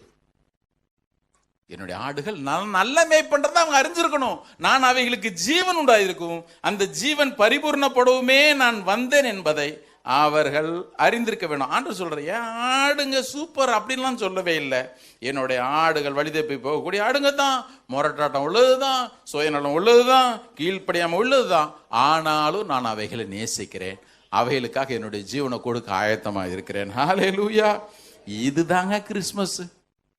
இந்த எண்ணெய் இல்லாம 25ஆம் தேதிக்கு நீங்க கேக்கு வெட்டினாலும் சரி, பிரியாணி சாப்பிட்டாலும் சரி, அது உலக பிரகாரமான ஜனங்களுக்கும் உங்களுக்கும் நமக்கு வித்தியாசமே இல்லாம போயிடும். இதை நாம் அறிந்திருக்கணும். இந்த கிறிஸ்மஸை நான் கிறிஸ்மஸாக கொண்டாடுவதற்கு என் இயேசு தமக்குரிய எல்லாவற்றையும் இழந்திருக்கிறார். ஆமென். அந்த ஒரு காரணத்தினால தான் அன்னைக்கு கிறிஸ்மஸை கொண்டாடுறேன். யோசிச்சு பாருங்க, இந்த ஒரு காரியத்திற்காக. உதாரணத்துக்கு நீங்க பாத்தீங்கன்னா, அன்னைக்கே அவர் அதற்கான விளக்கரத்தை செலுத்திட்டார். ரெவலேஷன் 13:8 வெளிப்படுத்தின விசேஷம் 13:8 பாத்தீங்கன்னா, உலக தோற்றம் முதல் அடிக்கப்பட்ட ஆட்டுக்குட்டியானவர் இந்த பரிபூர்ண ஜீவனை நான் அடையும்படி அவருடைய ரத்தத்தை கொடுத்திருக்கிறார். ஆமென். வெறுமனே மரணம் மாத்திரம் அல்ல. வசனம் 18 வாசிங்க பார்ப்போம். 10:18. ஒருவனும் அதை என்னிடத்திலிருந்து எடுத்துக்கொள்ள மாட்டான், நானே இந்த எனக்குள்ள இருக்கிற அந்த லைஃப் நான் கொடுக்கிறேன், அதை கொடுக்கும் எனக்கு அதிகாரம் உண்டு, அதை மறுபடியும் எடுத்துக்கொள்ளும் எனக்கு அதிகாரம் உண்டு. இந்த கட்டளையை பிதாவினிடத்திலே நான் பெற்றுக்கொண்டேன் என்றார். அவருடைய மரணம் மாத்திரம் அல்ல, அவருடைய உயிர்த்தெழுதை ஆண்டவர் இங்கே சேர்த்ததான் சொல்றாரு. இவைகள் எல்லாவற்றினாலும் அவைகளுக்கு ஜீவன் உண்டு. ஆமென். இயேசுனுடைய மரணத்தை விசுவாசிச்சு இயேசுனுடைய உயிர்த்தெழுதலை விசுவாசிக்கலன்னா பிரயோஜனம் இல்லை, பிரயோஜனம் இல்லை. நான் இயேசுனுடைய பிறப்பையும் விசுவாசிக்கிறேன், இயேசுனுடைய மரணத்தையும் விசுவாசிக்கிறேன், இயேசு மரித்தோரிலிருந்து உயிரோடு எழுந்தார் என்பதையும் நான் விசுவாசிக்கிறேன். இந்த விசுவாசம் இங்க இருக்கிற ஒவ்வொருத்தருக்கும் வேணும். பிரதர், நான் நம்பத்தான் பிரதர் செய்யறேன், அதுக்கு பேர் அது இல்லை. இயேசு இங்க சொல்றது, இதை மாத்திரம் தான் நான் விசுவாசிச்சுட்டு இருக்கிறேன், இவர்களுக்கு மாத்திரம் தான் நித்திய ஜீவன் உண்டு. ஆமென். ஏசு நல்லா இருப்பாங்க. நான் வேகமாக சொல்லி முடிச்சு, நமக்கு இன்னைக்கு ப்ரோக்ராம் இருக்கு. அப்படியே வாங்க பார்ப்போம். எபிரேயர் 7:17 அழியாத ஜீவன் போட்டிருக்கு. இப்போ நம்ம அதுக்குள்ள போக வேண்டாம். இப்போ 10வது அதிகாரம் 9வது வசனம் வாங்க பார்ப்போம். யோவான் 10:9. இப்போ மேய்ப்பன் சொல்றதுக்கு முன்னகுட்டி ஆண்டவர் இதை சொல்றாரு, நானே வாசல், என்னுடைய வழியாய் ஒருவன் உட்பிரவேசித்தால் அவன் ரட்சிக்கப்படுவான். கவனிங்க, அவன் ரட்சிக்கப்படுவான். இப்போ அவன் ஃப்ரீயா புல்லு மேயலாம். இந்த மேய்ச்சல் எங்க தெரியுமா தொடங்குது? துட்டு சம்பாதிக்கிறது இல்லை, இந்த மேய்ச்சல் நல்ல வசனத்தை மேய்றதை தான் காட்டுது. எங்க தான் இருக்கிறீங்களா? அன்னைக்கு ஒருத்தர் வீடியோ போட்டிருக்கிறாங்க, பணத்தை கொடுப்பதற்கான தேவ ஆலோசனை. பைபிள் தேடி தேடி பார்க்குறேன், எங்கடா பணத்தை கொடுக்கறதுக்கான தேவ ஆலோசனை எங்க இருக்குது? பரிசுத்தம் அடைவதற்கான தேவ ஆலோசனை. ஆனால் இங்கே பார்த்தீங்கன்னா ஒரு 10 லட்சம் பேர் பார்த்துருப்பான். நீங்கள் பரிசுத்தம் அடைவதற்கான வழி நல்ல நல்ல பிரீச்சரங்கள்லாம் உண்டு. ஏசி ராயிலா இருக்கட்டும், டெரிக் பிரின்ஸாக இருக்கட்டும், அது எத்தனை பேர் திரும்ப பார்த்துருப்பாங்க? அதிகபட்சம் 5000 பேர் பார்த்துருப்பாங்க. டீப்பாக பேசுவாங்க, டீப்பாக பேசுவாங்க, ஆழமாக புல்லு மேயலாம். அதெல்லாம் நமக்கு வேணவே வேணாம். நீ எனக்கு பீஸா பர்கர் கொடுத்தியா, லட்ச கணக்கில் பார்ப்பேன். கிறிஸ்தவம் எங்கே போயிட்டு இருக்கு பாருங்க. பவுல் எழுதுறாரு, இம்மைக்காக மாத்திரம் நம்ம கிறிஸ்து மேல நம்பிக்கை வைப்போமே, ஆனால் நம்மை பார்க்கலும் பரிதவிக்கப்படத்தக்கவும் அந்த உலகத்துல யாரும் இருக்கவே முடியாது. தெளிவா எழுதிட்டார். இப்ப நான் இயேசுவை எதற்கு தேடுகிறேன் அப்படின்னு கேட்டீங்கன்னா, ஆண்டவரே நீர் கொடுக்குற அந்த நித்திய ஜீவன் எனக்கு வேணும். அந்த ஜீவன் கொஞ்சம் கொஞ்சமா இல்ல, புயல் அலசிடிபடுகிற அந்த ஜீவன் அல்ல, என்றென்றைக்கு நிலைத்து நிற்கக்கூடியதான ஒரு அனுபவம். ஆமென். என்றென்றைக்கு நிலைத்து நிற்கக்கூடியதான் அனுபவம். அதனாலதான் சங்கீதக்காரன் இதை பெற்றுக்கொண்டபடினாலதான் பாருங்க, அவன் ஒன்னும் தேடி தேடி போயிட்டே இருக்குல்ல, சும்மா இருந்தான், வீடு தேடி வந்துச்சு பாருங்க ராஜ அபிஷேகம் அவனுக்கு. அவன் மாடு மேய்ச்சிட்டு இருந்தான், சாம்பல் சொல்லிட்டான், இந்த பாரு அவன் வராம நான் வீட்டுல கை நினைக்கவே மாட்டேன், அவனை வர சொல்லு, அப்புறம் தான் நான் சாப்பிடுவேன். அப்பா ஒதுக்கலாம், அம்மா ஒதுக்கலாம், கூட பிறந்தவங்க யார் வேணாலும் ஒதுக்கலாம். ஆனால் கர்த்தரின் மேய்ப்பராய் இருக்கிறார், நான் தாழ்ச்சி அடையேன். அவர் என்னை புல்லுள்ள இடங்களிலே மேய்த்து அமர்ந்த தண்டிலே கொண்டு போய் விடுகிறார். அவர் என் ஆத்துமாவை தேற்றி தம்முடைய நாமத்தின் உத்தம நீதின் பாதையில் நடத்துகிறார். நான் மரண பள்ளத்தாக்கில் நடந்தாலும் பொல்லாப்புக்கு பயப்படேன். தேவரீர் என்னோடு இருக்கிறீர், உமது கோடு உமது தடி என்னை தேற்றும். என் சத்துருக்களுக்கு முன்பாக நீர் எனக்கு ஒரு பந்தி ஆயத்தப்படுத்தி என் தலை என்னையினால் அபிஷேகம் பண்ணுகிறீர். என் பாத்திரம் நிரம்பி வழியுதையா. என் ஜீவனெல்லாம் நன்மைங்கிருவேன் என்னத்தோட நான் கர்த்தருடைய வீட்டில் நீடித்த நாட்கள் நிலைத்து ஒருத்தன் பாடிட்டு இருக்கிறான் பாருங்க. அவனுக்கு பின்னால ராஜா பதவியும் தேடி வரும், எல்லாம் தானா வரும். ஒரு நாள் வரும், இந்த இயேசு மேய்ப்பரா இருப்பாரே ஆனால் அவர் கொடுக்கிற ஜீவனை, அந்த பரிபூர்ண ஜீவனை பெற்று கொண்டிருப்போமே ஆனால் ஒரு நாள் வரும், நீங்க நின்று அப்படியே திரும்பி பார்ப்பீங்க. ஆண்டவரே, நீர் என்ன நினைக்கிறதுக்கு நான் ஏமாத்துறேன் ஆண்டவரே, நீர் என்ன என் வீடு ஏமாத்துறேன் ஆண்டவரே. ஆண்டவர் சொல்லுவாரு, தாவீதே, நான் உன்னுடைய மேய்ப்பனா இருக்கிறபடினாலதான் இவ்வளவு நன்மைகளை நீ பரிபூர்ணமா பெற்று அனுபவிச்சிருக்க. பிரதர், இந்த அற்பமான அதிகாரம் உங்கள் வாழ்க்கையில இருக்குமே ஆனால் இந்த அபரிமிதமான அதிகாரம் உங்க வாழ்க்கையில கண்டிப்பா அந்த மேய்ப்பர் எழுதி தான் தீருவார். பாருங்க, கரங்களூர்த்தி சத்தமராளிலே சொல்லுங்க, கண்டிப்பா எழுதுவார். அவர் கண்டிப்பா எழுதுவார். ஏன்? அதற்காகத்தான் அவர் வந்திருக்கிறார். ஹல்லேலூயா. அதற்காகத்தான் அவர் வந்தார். அவர் கண்டிப்பாக அதை நிறைவேற்றி தான் தீர்வார். இப்போ இந்த பரிபூர்ணமான ஜீவனை எப்படி தான் அனுபவிக்கிறது, நான் அதையும் சொல்லிடுறேன். 3வது வசனத்தை வாசிங்க, முடிச்சிடறேன், நேரம் இல்லை. வாசலை காக்கிறவன் அவனுக்கு திறக்கிறான், ஆடுகளும் அவனுடைய சத்தத்துக்கு. இங்க தான் தொடங்குது. எப்ப தெரியுமா?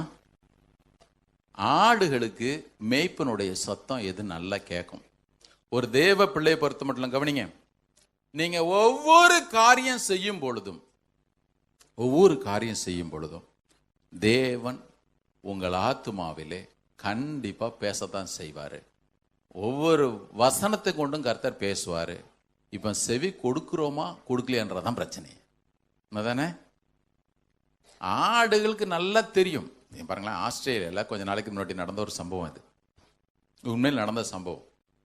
ஒருத்தன் ஒரு ஆடை எடுத்துட்டு போறான், பக்கத்தில் உள்ள கம்ப்ளைண்ட் கொடுத்துட்டான், இவன் என்னோட ஆடை திருடிட்டு போறான். இந்த விவசாயி சொன்னா, இல்லைங்க இது என்னுடைய ஆடு தான். இந்த கேஸ் கோர்ட் வரைக்கும் போச்சு. இப்போ ஜட்ஜுக்கு என்ன பண்றதுனே தெரியல. அந்த ஆட்டை கூட்டிட்டு வாப்பா, ஆடு வந்து சொல்ல. இந்த ஆடு எனக்குன்னு சொன்னான் பாருங்க இன்னொருத்தன். அவன் இப்போ அந்த ஆடை கூப்பிடு, ஆட்டை அவன் ஏதோ ஒரு பேரை சொல்லி கூப்பிட்டான். ஆடு எங்கே திரும்பி நிற்கிது, ஒரு மாதிரி பார்க்குது.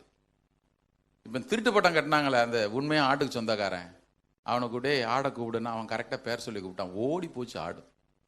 ஆண்டுங்க சொல்கிறாரு, இங்கே பாரு, என் ஆடுகளில் நான் அறிஞ்சிருக்கிறேன். இப்போ பிரச்சனைனா என் ஆடுகள் என்ன அறியல, அதான் பிரச்சனை. இருக்கிறோமா இங்கே? பிரதர், எனக்கு ஏசு ஜீவனை கொடுத்துருக்குற, அந்த ஜீவன் பரிபூர்ண ஜீவன். நானும் தொண்டை தண்ணி போக வத்தி போக கத்திக்கிட்டே இருப்பேன். ஆனால் வாழ்க்கையில் போச்சு அனுபவிக்கவே முடியலை. எங்கே தெரியுமா தொடங்குது? என்னுடைய ஆடுகள் எனக்கு செவி கொடுக்கிறது. பிரதர், சமீபத்தில் கூட ஒரு பிரதரோட பேசும்பொழுது சொல்லிட்டு இருந்தேன். கொஞ்ச நாளைக்கு முன்னாடி டிவியில் ஒருத்தர் இன்டர்வியூ கொடுத்தார். பரிசுத்த ஆவியானவரோடு அவர் எப்படி தன்னுடைய ஐக்கியத்தை வளர்த்து கொண்டார். இதெல்லாம் நம்ம சபையில் எல்லாரும் பிராக்டிஸ் பண்ணணும், அதுக்காக நான் சொல்கிறேன். அவர் சொன்னார், ஒரே நாள்லாம் ஆவியானவர் உங்கள்கிட்ட வந்துலாம் பேசிக்கிட்டு இன்டர்ஃபியர் பண்ணிட்டார் நினைக்காதே. ஒவ்வொரு நாளும் நீ அவரோட பேச துவங்க. எப்படி பேச? ஆவியானவரே, ஜபத்துக்கு போன உடனே ஏதோ ஸ்தோத்திர பலிகளை வச்சு ஒரு புஸ்தகத்தை வாசி முடிச்சுட்டு இந்த பேரளவெல்லாம் தூக்கி ஓரம் வைங்க. நீங்கள் ஸ்தோத்திர பலிகள் புஸ்தகம் வாசிப்பீங்கன்னா வாசிக்கங்க, அதில் திருப்தி மட்டும் ஆவாதீங்க ஒரு நாள். அது இல்லை, போங்க தனியாக அவரோட உட்காந்துட்டு, ஆண்டவரே, பரிசுத்த ஆவியானவரே, நீங்கள் என்கிட்ட பேசுங்க. டிஸ்டர்ப்டாக இருக்குண்ணா, என்ன நான் உங்களுக்கு டிஸ்டர்ப் பண்ணிட்டேன்னா? வேதம் சொல்கிறது, நீங்கள் மீட்கப்படும் நாளுக்கு என்று முத்திரையாக பெற்ற பரிசுத்த ஆவியானவரை துக்கப்படுத்தாதிருங்கள். அப்படின்னு உங்களுக்கு துக்கப்படுத்திச்சணும், என்னை மன்னிச்சிருங்க. இப்படி பேச ஆரம்பிங்களேன், அழகாக அவர் பேசுறத நீங்களும் கேட்க ஆரம்பிப்பீங்க. ஆமென். அதனால தான் வேதம் சொல்கிற, நீர் அவருடனே பழகி சமாதானமாயிரும், அதனால உமக்கு நன்மை உண்டே.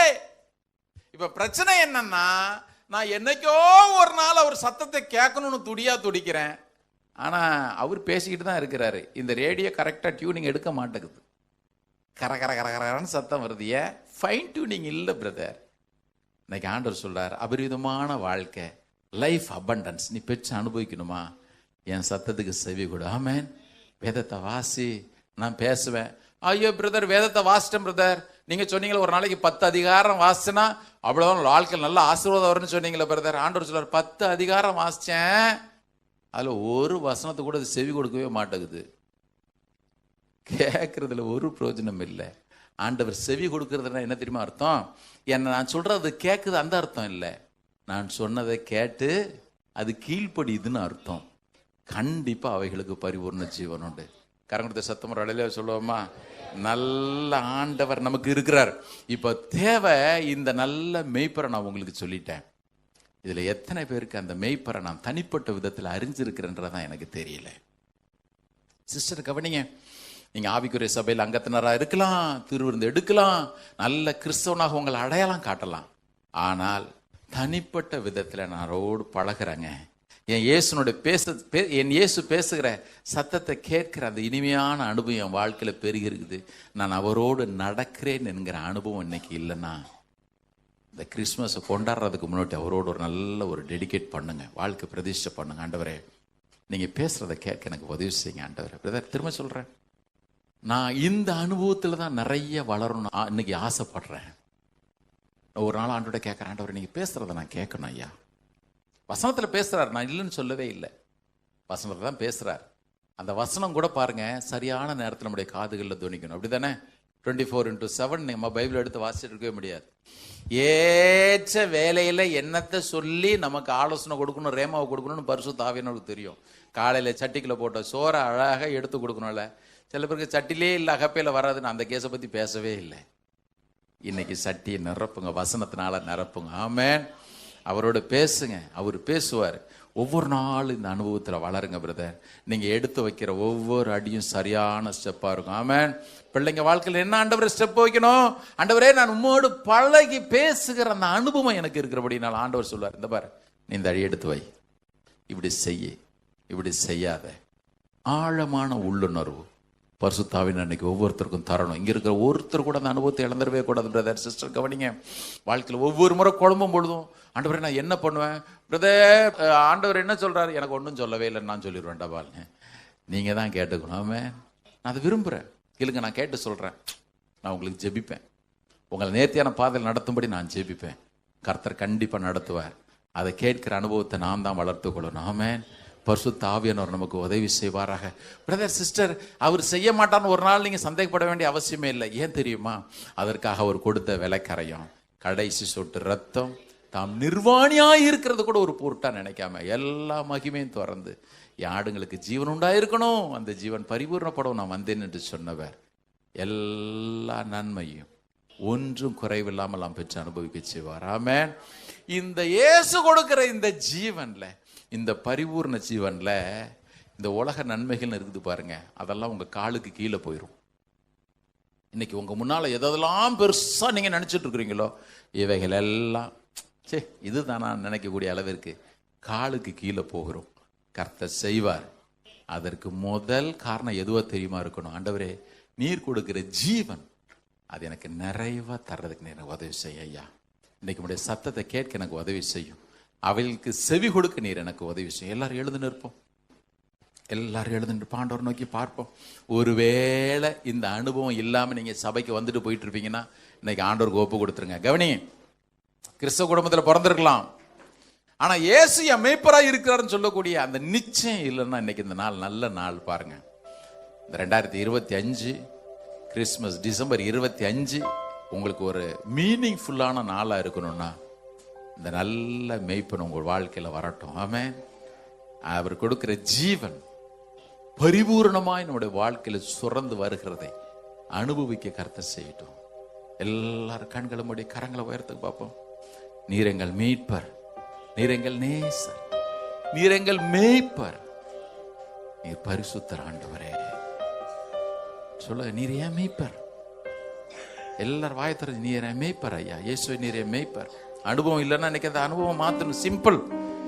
இயேசு சிலுவையில் உங்க பாவங்களுக்காக ரத்தம் சிந்தி உயிரை கொடுத்தாரு, மரித்து அடக்கம் பண்ணப்பட்டாரு, 3ஆம் நாள் உயிரோடு எழுந்தாரு.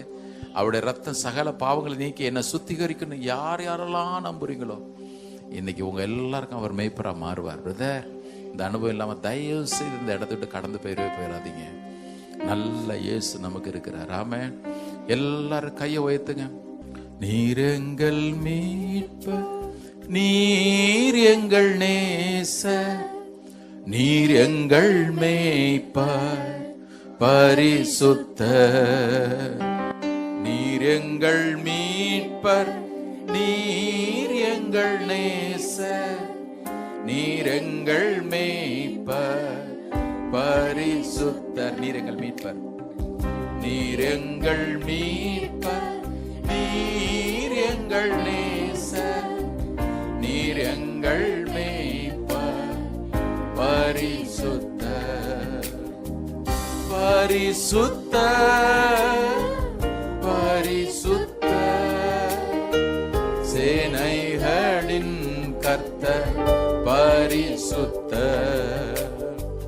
பரிசுத்தர், பரிசுத்தர், சிங்கங்களின் பவர் பரிசுத்தர். நீர் எங்கள் நம்பிக்கை, நீர் எங்கள் வல்லமை, நீர் எங்கள் மகிமை ஒப்பற்றவர். நீர் எங்கள் நம்பிக்கை, நீர் எங்கள் வல்லமை, நீர் எங்கள் மகிமை ஒப்பற்றவர். கரங்களை உயர்த்தி ஒப்பற்றவர், ஒப்பற்றவர், சேனைகளின் கர்த்தர் ஒப்பற்றவர். ஒப்பற்றவர்,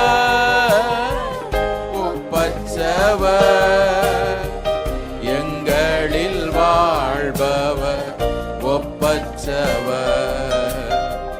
நீர் எங்கள் அன்பர், நீர் எங்கள் நண்பர், நீர் எங்கள் வாழ்வில் அன்புள்ளவர். நீர் எங்கள் அன்பர், நீர் எங்கள் நண்பர், நீர் எங்கள் வாழ்வில் அன்புள்ளவர்.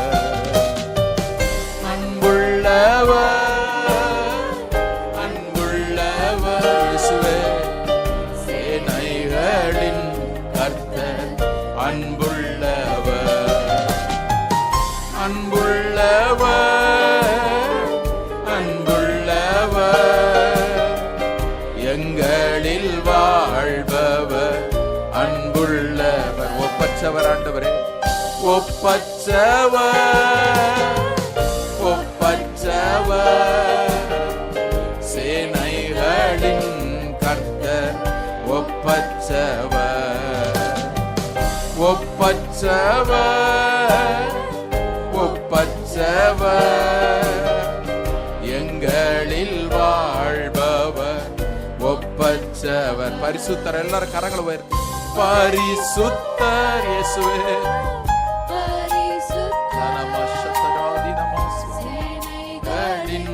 கர்த்தர் பரிசுத்தர், பரிசுத்தர், பரிசுத்தர், எங்களில் வாழ்பவர் பரிசுத்தர். எல்லாரும் வாயை திறந்து சொல்லுங்க, கர்த்தர் மேய்ப்பராய் இருக்கிறார், நான் தாழ்ச்சி அடைய. சொல்லுங்க, இயேசுவே நீர் என்னுடைய மேய்ப்பர் ஐயா. சொல்லுங்க, கன்ஃபஸ் பண்ணுங்க அந்த அனுபவத்தை, அந்த க்ளோஸ்னஸ், இந்த இன்டிமசி வித் ஜீசஸ். நம்ம சபையில ஒவ்வொருத்தருக்கும் அது வரணும். இன்னும் அவரை நெருங்கணும், இன்னும் இயேசுவோட நெருங்கணும், இன்னும் இயேசுவோட நெருங்கணும். தேங்க்யூ அன்பின் ஆண்டவரே, நாங்கள் உம்மை துதிக்கிறோம். இந்த நல்ல நாளுக்காக ஸ்தோத்திரம் ஐயா. எங்களை, எங்கள் குடும்பத்தை, பிள்ளைகளை படைக்கிறோம். எனக்கு தனிப்பட்ட விதத்திலும் சரி, குடும்பத்திற்கும் சரி, நீங்க மேய்ப்பராயிருங்க ஐயா. நீங்க மேய்ப்பராயிருங்க. உங்க சத்தத்துக்கு செவி கொடுக்க எங்களுக்கு உதவி செய்யும். உமக்கு நன்றி. எங்களை நன்கு அறிந்திருக்கிறேன். எங்களுடைய உணர்வுகள் உமக்கு தெரியும், எங்களுடைய தேவைகள் உமக்கு தெரியும் ஐயா. நீங்க சொன்னீங்களே, அவன் உள்ளும் புறமும் சென்று மேய்ச்சலை கண்டடைவான், அங்க செழிப்பு மாத்திரமல்ல திருப்தியும் உண்டு. பயமில்லாமல், பயமில்லாமல் ஆண்டவரே நாங்கள் திருப்தி அடைய எங்களுக்கு உதவி செய்வீராக. இயேசுனுடைய பிரசன்னம் திருப்தி ஆக்கட்டும். நீர் வாக்குப்படின நன்மைகள் திருப்தியாக்கட்டும் ஐயா. உமக்கு நன்றி. தொடர்ந்து நடக்கிற சிறுவர் நிகழ்ச்சிகளை கர்த்தர் பொறுப்பேற்றுக் கொள்ளும். உம்முடைய அபிஷேகம் அந்த இடத்திலும் இருக்கட்டும். உம்முடைய நாமத்தின் மகிமைக்காக அதை நிறைவேற்ற உதவி செய்யும். உமக்கு நன்றி, உமக்கு நன்றி. வந்த, கொடுத்த, ஜெபித்த, உழைத்த ஒவ்வொருவரையும் ஆசீர்வதியும் ஆண்டவரே. இந்த வாரத்தில் உம்முடைய பிறப்பை நாங்கள் கொண்டாட இருக்கிறோம். அது எங்களுக்கு அர்த்தமுள்ளதாக மாறட்டும். நீர் நடத்துவீராக. எங்கள் இயேசு இந்த பூமியில பிறந்ததனால் உண்டான சகல நன்மைகளும் நிறைவும் ஒவ்வொருடைய வாழ்க்கை நிறைவு இயேசுவின் நாமத்தினால் ஜெபிக்கிறோம் நல்ல பிதாவே. என் ஆத்மாவே கர்த்தரை ஸ்தோத்திரி, என் முழுவதுமே பரிசுத்த நாமத்தை ஸ்தோத்திரி. என் ஆத்மாவே கர்த்தரை ஸ்தோத்திரி. கர்த்தர் செய்த சகல உபகாரங்களை மறவாதே. ஆமென். நம்முடைய கர்த்தராகிய இயேசு கிறிஸ்துவினுடைய கிருபையும் பிதாவாகிய தேவனுடைய அன்பும் பரிசுத்த ஆவியின் ஐக்கியமும் நம்ம ஒவ்வொருவரும் சகல பரிசுத்தவான்களோடும் கர்த்தருடைய வருகை மட்டும் இருப்பதாக. ஆமென். கர்த்தர் உங்களை ஆசீர்வதித்து உங்களை காக்க கடவர். கர்த்தர் தமது முகத்தை உங்கள் மேல் பிரகாசிக்க பண்ணி உங்கள் மேல் கிருபையா இருக்க கடவர். கர்த்தர் தம்முடைய முகத்தை உங்கள் மேல் பிரசன்னமாக்கி சமாதானத்தை, மகிழ்ச்சியும், விடுதலையும் கட்டளையிடுவாராக. ஆமென். ஆமென். God bless you. God be with you. Have a blessed week.